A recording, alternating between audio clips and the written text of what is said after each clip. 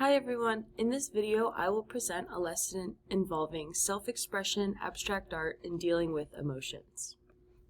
Titled Colors and Emotions, this lesson includes sound and music and focuses on the art-making process. To do this activity, you will need watercolor, a paintbrush, a piece of paper towel, a piece of paper, watercolor paper would work best for this, a cup of water, and any device that can play music.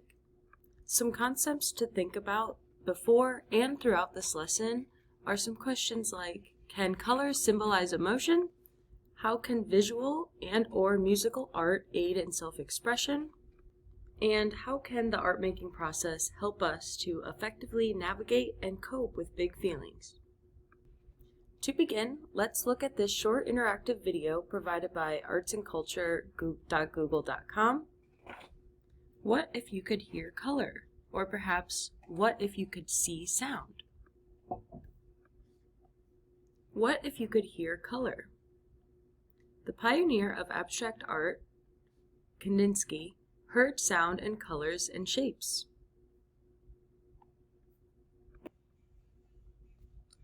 This color of red is what Kandinsky may have heard or seen the color to sound like.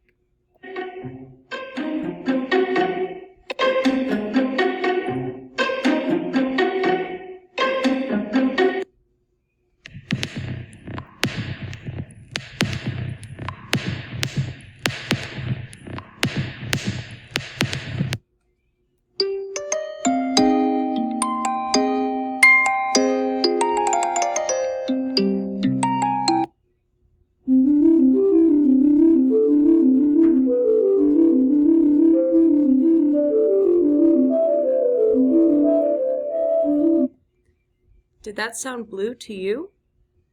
Now let's look at one of Kandinsky's artworks titled Yellow, Red, Blue.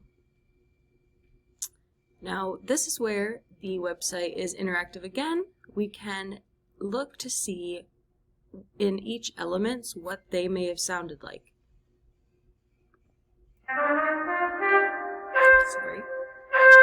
Yellow, which Kandinsky heard as a trumpet, and associated with emotions like cheekiness.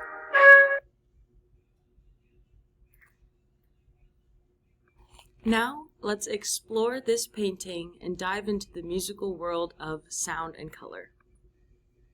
So over here, we see this top left side with some parallel lines in different directions and a couple squares.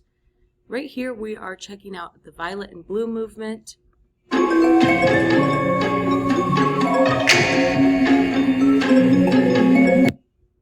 Over here, if we remember the yellow associated with the trumpet, and we can see how this might interact with the shapes.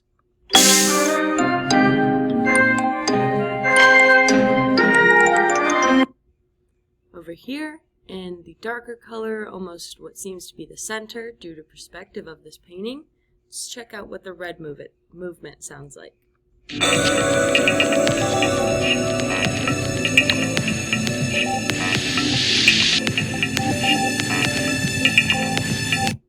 So as there's more elements of shape and color, there's also more elements of musical sounds. Now that we've looked at an abstract artist, here are a few more of examples painted by Kandinsky. Now let's transition to our own art making. So where we first begin is with a sheet of paper. And if you have watercolor paper or anything that is kind of a thicker sheet of paper, that would work best for this. So when we're making art, we can instill a meaning into it. Maybe we want to express an idea we have, or we could just create something with an overall theme. Art can also be used to express ourselves and to almost process and deal with some big emotions that we all experience. Not only are we using our creative minds during this activity, but we're also using a little bit of our own strength. Now, we can use this sheet of paper to release any emotions or big feelings that we don't need to keep carrying around. So, all you have to do to get started is to just crumple it up.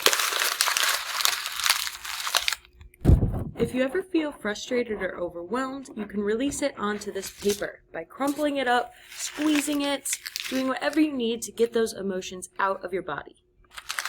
You can even stomp on it if you want to, throw it if you have to, just not at anybody.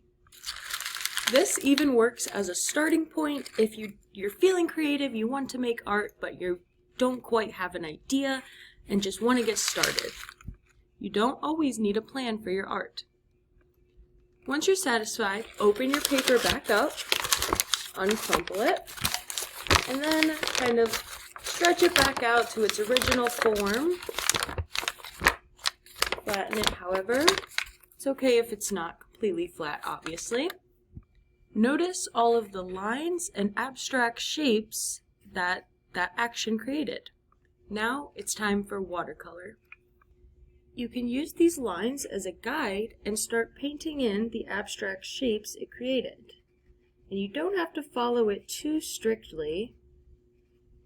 And then dip your paintbrush in the water, not too much, and then pick a color and find a new shape.